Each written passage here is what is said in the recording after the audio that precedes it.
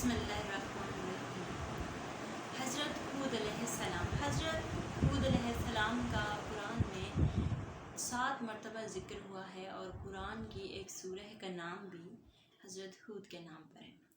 हज़रत नूह के बाद हज़रत हूद अलैहिस्सलाम वो पहले पैगंबर हैं कि जिन्होंने बुत परस्ती के ख़िलाफ़ महाज कायम किया और कुफ़ार का डटकर मुकाबला किया। हज़रत हूद अलैहिस्सलाम की उम्र 40 बरस थी कि जब परवरदिगार ने उन्हें पैगंबरी पर फ़ाइज़ किया और कहा कि जाओ अपनी कौम में जाकर खुदा के वाहिद होने का उनकी तबलीग करो और उनको बताओ कि खुदा सिर्फ़ एक ही है और बुत परस्ती वो छोड़ दें। हज़रत हूद अलैहिस्सलाम की कौम को कौम आद कहा जाता है क्योंकि वो एक दुनिया में अभी तक वो एक कौम बहुत ज़्यादा ताकतवर कौम मानी जाती थी और अभी तक मानते हैं कि वो कौम बहुत ज़्यादा ताकतवर थी और वो पहाड़ों के अंदर पहाड़ों को तराश कर घर बनाती थी, नई नई तरीके के घर, नई नई तरीके की बिल्डिंग्स बनाती थी। उनके अंदर ये फ़न था कि वो पहाड़ों को तराशते थे और बहुत बड़े बड़े महल बनाया करते थे। हज़रत हूद अलैहिस्सलाम ने जब उनको पैगंबरी पर फ़ाइज़ हुए और उन्होंने तबलीग शुरू की कि ये जो तुमने अपने हाथों से बनाए हुए बुत हैं, तुम इसकी पूजा करते हो।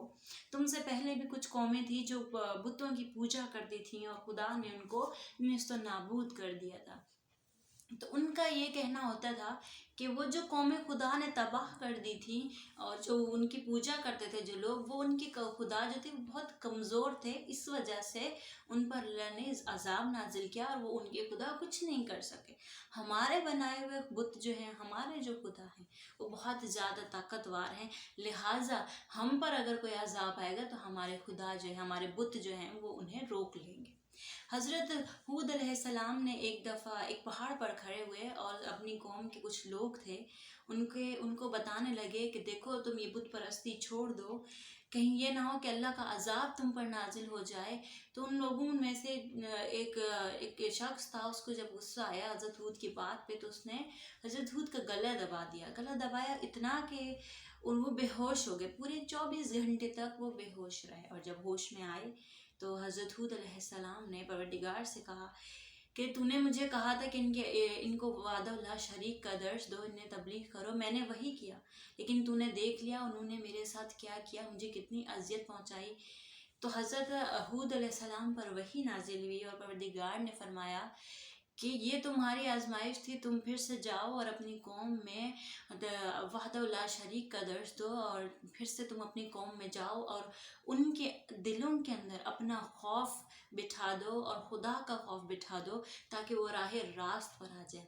हज़रत हूद अलैहिस्सलाम फिर से अपनी कौम में गए और जब फिर से उन्होंने तबलीग की तो कोई भी नहीं माना। उनकी कौम ने उन्हें फिर से जुटला दिया, उन्हें किनारा कशी करने को कह दिया कि और वहाँ हज़रत हूद की जो कौम थी कौम आद, वहाँ पे एक ज़माना ऐसा आया कि वहाँ पे कहत साली पड़ गई कि बारिश नहीं होने लगी, फसलें तबाह हो गई, कई सालों तक बारिश नहीं हुई जिसकी वजह से लोग भूख से मरने लगे और कोई अनाज नहीं था उनके पास खाने पीने के लिए।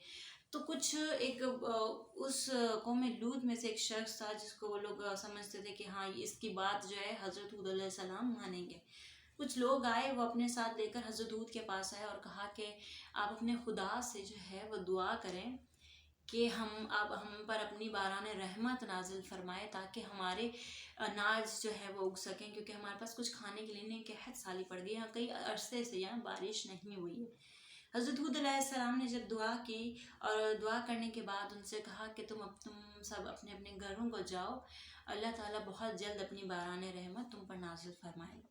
कुछ वक्त गुजरा था कि परवरदिगार ने उनके बारिश नाजिल फरमाई और वो लोग उनके अनाज भी उगाने लगे और अपनी फसलें भी देखने लगे। इस तरह करते करते कुछ टाइम गुजरा कि हज़रत हूद अलैहिस्सलाम ने फिर उनमें तबलीग करना शुरू की। फिर उन्होंने हज़रत हूद अलैहिस्सलाम को झुटलाया। तो हज़रत हूद अलैहिस्सलाम ने कहा कि देखो عنقریب پروردگار جو ہے وہ تم پر اپنا عذاب نازل فرمائے گا. یہ جو پہاڑ ہیں یہ ریزہ ریزہ ہو جائیں گے.